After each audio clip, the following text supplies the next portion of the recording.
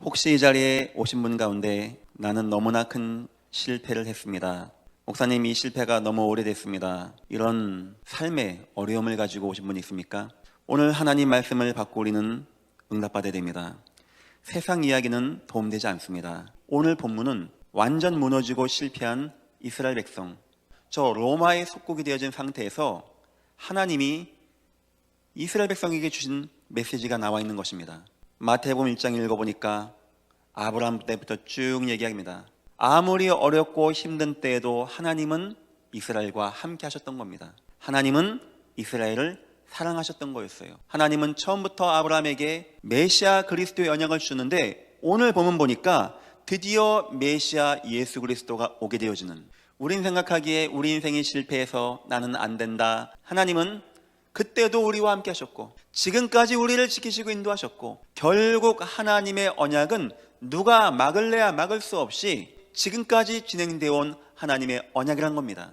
그래서 성도는 다른 거 걱정하지 말라는 거예요. 모든 성도가 붙잡고 있는 장차 이 땅에 임할 하나님의 나라 세계복음화의 언약, 어떤 누가 망치 못할 거니까 성도는 두려워하지 말고 응답받고 그거 붙잡고 나가라는 겁니다. 오늘 말씀의 제목입니다. 하나님의 약속은 반드시 성취가 되어집니다. 여러분, 눈에 보이는 문제에 속지 마십시오. 하나님이 인간과 약속한 게 아닙니다. 일방적으로 체결한 언약입니다. 우리는 그 약속을 지킬 만한 능력도 없고 힘도 없습니다. 하나님 다 하십니다. 그래서 그 약속은 100% 하나님이 이루어 나가십니다. 하나님은 하나님의 약속을 중심에 담은 자를 통하여 그 약속을 이루어 나가시는 하나님이십니다. 여러분 인생에 뭘 의지하고 나가면 좋겠습니까? 하나님의 언약은 반드시 성취가 되어집니다. 이 언약과 함께 가는 자 막히지 아니하고 응답받게 되어집니다. 서론입니다. 성경 전체 다 그 얘기입니다. 싸워나가는 이야기입니다. 요셉이 싸워나간 이야기, 욥이 싸워나간 이야기, 무엇과 싸웁니까? 나를 흔들리게 하는 것과 싸우는 이야기입니다. 창세기 12장 1절 5절 보니까 하나님은 분명한 약속을 주었어요. 그 약속의 내용은 뭐냐? 아브라함을 가나안 땅 보내시는, 내 씨를 통하여 천하 만민이 복을 받겠다고 하는 그런 약속받은 이스라엘 민족에게 흔들리는 문제가 오는 거예요. 첫 번째는 이스라엘 민족에게 큰 실패가 오게 되어집니다. 때로는 노예가 되어지기도 하고 포로가 돼서 끌려가게 되어지고, 우리가 하나님 백성이 아닌가? 하나님이 안 계신 건가? 여러분은 언제 흔들려집니까? 문제 올 때, 위기 올 때, 여기서 싸워야 되는 거예요. 여기서. 두 번째입니다. 오랜 기다림의 시간입니다. 그 실패가 왔는데 이게 좀처럼 끝나지 않는 거예요. 애굽의 노예가 되었을 때는 자그만치 400년간이었습니다. 우리 인생 이야기입니다. 이 위기가 언제 끝날지 내가 모르겠는 겁니다. 이때 많은 성도가 막 흔들리게 되어집니다. 그리고 세 번째입니다.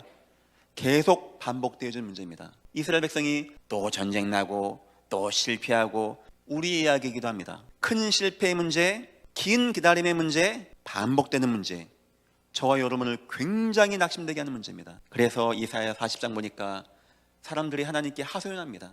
여호와가 대답합니다. 너는 알지 못하였느냐? 듣지 못하였느냐? 창조주 하나님, 너 그런 거 하지 말고 한번 오직 여호와만 앙망해봐라. 세상 좋아하지 마라. 어느 순간 다 자빠지고 무너진다. 하지만 나 한번 의지해봐. 독수리가 날개치며 올라갈 것이요, 다른 박질하여도 피곤하지 아니하겠고 걸어가도 곤비하지 아니하리로다. 그런데 오늘 절대 불변의 진리가 나와요. 오늘 마태복음 1장 전체에는 불변의 진리, 하나님의 약속 세 가지가 나옵니다. 첫 번째입니다. 아브라함이 받은 약속, 하나님이 처음에 주었던 약속만큼은 변함이 없는 겁니다. 여러분과 저에게 이 약속이 있어야 됩니다. 하나님의 일을 이루기 위하여 약속을 주시고 그 약속을 이루셔서 예수 그리스도가 오게 되어지는, 여러분이 언약 붙잡고 하나님의 백성이 됐다면 실패 걱정하지 마십시오. 하나님은 지금도 여러분 통하여 하나님의 언약을 정확히 이루어 나가시는 여호와 하나님이십니다. 하나님은 우리에게 여러 언약 가운데 또 다른 언약이 있습니다. 바로 세계복음화 언약입니다. 정확히 인도해 나가고 계십니다. 왜 이 교회가 세계 선교 화보라는 것을 마음에 품고 누구를 사용하는지 아십니까? 하나님의 언약을 가진 자를 통하여 그 역사를 이루시는 하나님이십니다. 하나님은 여러분에게 이 계획이 있습니다. 걱정하지 마시고 두려워하지 마십시오. 두 번째 언약이 있습니다. 이스라엘에 대한 하나님의 사랑. 이스라엘은 하나님이 우리를 버렸다고 생각하고 하나님이 떠났다고 생각하지만 하늘에 있는 것, 땅에 있는 것, 그 어떤 것도 우리를 그리스도의 사랑에서 끊을 수가 없는 겁니다. 하나님이 세상을 이처럼 사랑하사 하나님은요 어느 순간도 함께 안 한 적이 없고 어느 순간도 사랑 안 한 적이 없다니까요. 18절 예수 그리스도의 나심은 이러하니라.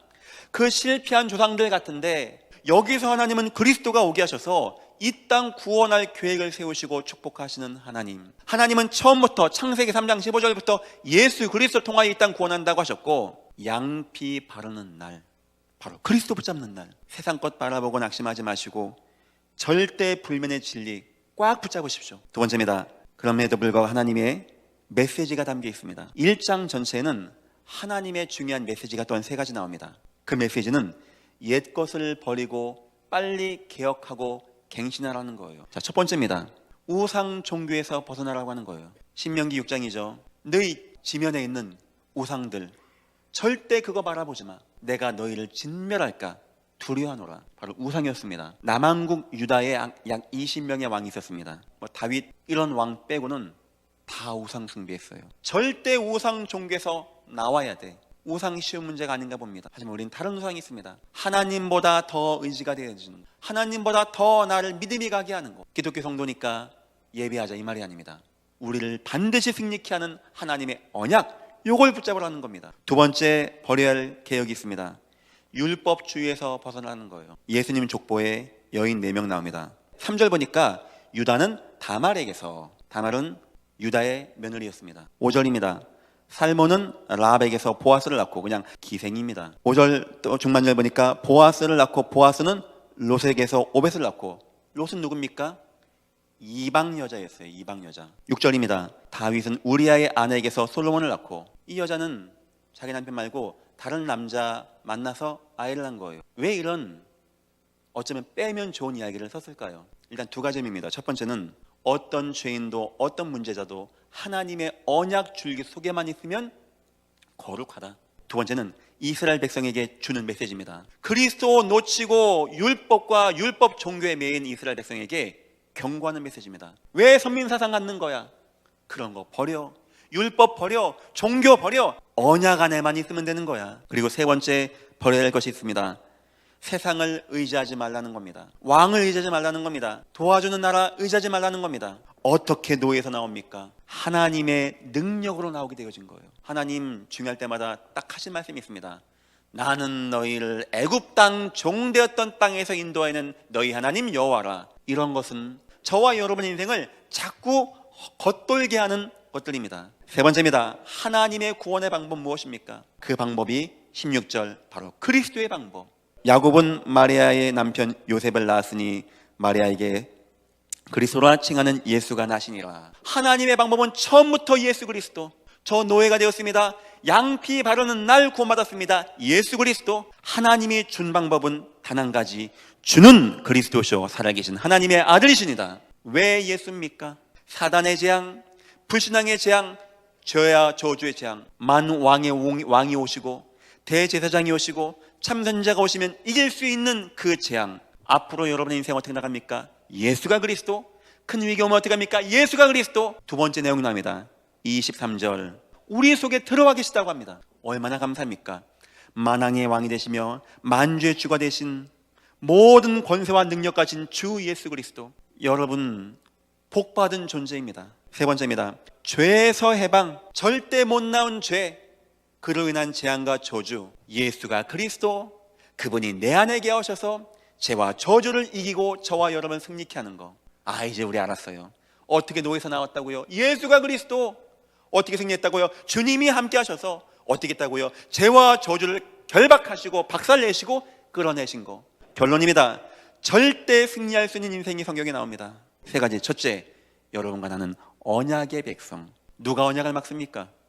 골리앗이 언약 막으려고 앞에 섰다가 머리에 돌 맞고 죽었고, 하나님은 지금도 언약을 이루어 나가십니다. 두 번째 이유, 임마누엘, 주님이 나와 함께 하셔서 나의 마음과 생각을 지키시고 보호하시고 인도하시고 사랑한다고 합니다.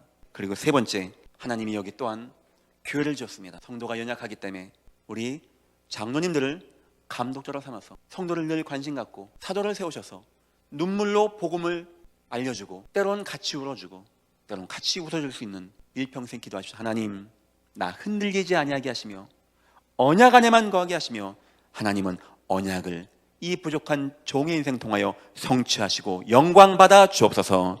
여러분의 인생이 하나님의 반드시 이루어질 언약과 함께 승리하는 귀한 인생 되시기를 주님의 이름으로 축원합니다.